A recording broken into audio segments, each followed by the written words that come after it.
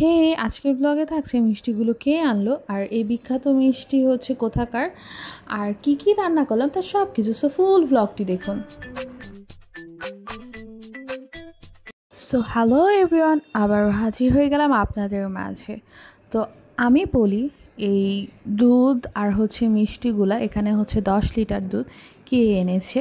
এটা এনেছে আমার নানা ভাই আর হচ্ছে আমার নানু। তারা হচ্ছে মুন্সিগঞ্জ থেকে, একদম গ্রাম থেকে খাঁটি গরুর দুধ আর হচ্ছে মুন্সিগঞ্জের বিখ্যাত রসগোল্লা আমাদের জন্য নিয়ে এসেছে। তো আমি হচ্ছে এটা হচ্ছে পরের দিন সকালের ভিডিও। আগের দিন তো তাদের জন্য আমি পোলাও সব রান্না করেছি। পরের দিন হচ্ছে সকালবেলায় ভাবলাম যে দুপুরে রান্নাগুলো রেডি করে ফেলি, সকালে হচ্ছে ব্রেকফাস্ট করা শেষ করেই হচ্ছে ঝটপট করে আমি ভাবলাম যে আমি একটু খিচুড়ি রান্না করি। তো এখানে হচ্ছে আমি অল্প একটু ভেজিটেবলস দিয়ে আর হচ্ছে চাল ডাল মিলিয়ে আমি হচ্ছে এখানে হচ্ছে সবজি আর সামান্য একটু গরুও মিক্স করব একটু মানে খিচুড়িটার জন্য, যে গরুর ঝোল টোল ছিল ওগুলো দিয়ে দিব।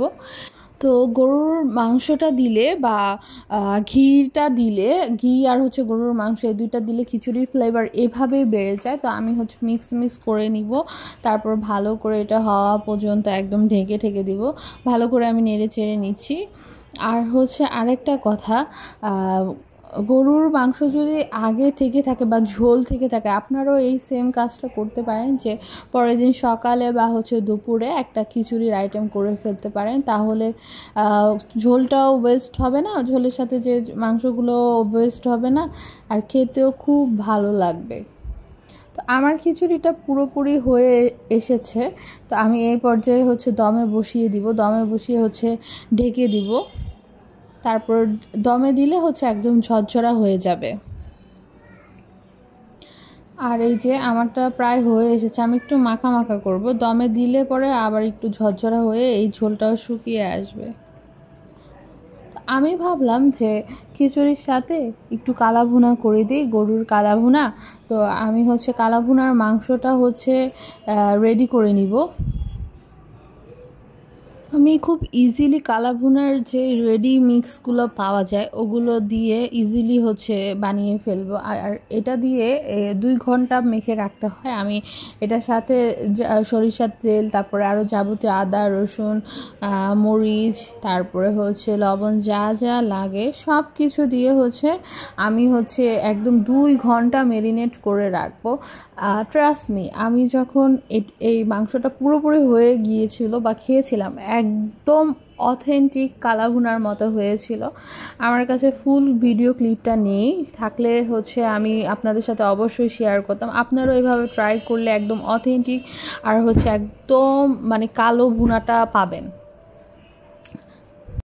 বেশি কিছু না, জাস্ট 2 ঘন্টা হচ্ছে ওই রেডি মিক্সগুলো দিয়ে ম্যারিনেট করে এভাবে রেখে দিয়ে পরে হচ্ছে যখন 2 ঘন্টা শেষ হয়ে গেল তখন হচ্ছে আমি এভাবে পেঁয়াজ বেরেস্তা দিয়ে তেলে একদম ভাজা ভাজা করে নিলাম।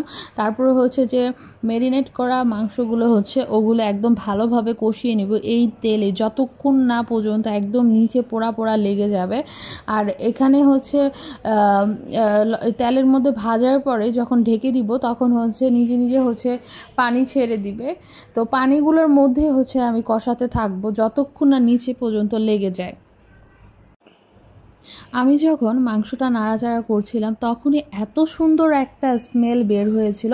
তো আস্তে আস্তে দেখলাম যে আমার মাংসটা হচ্ছে পানি ছাড়ছে। তো এই পর্যায়ে এসে আমি হচ্ছে ঢাকনা দিয়ে আরও ভালো করে ঢেকে দিলাম।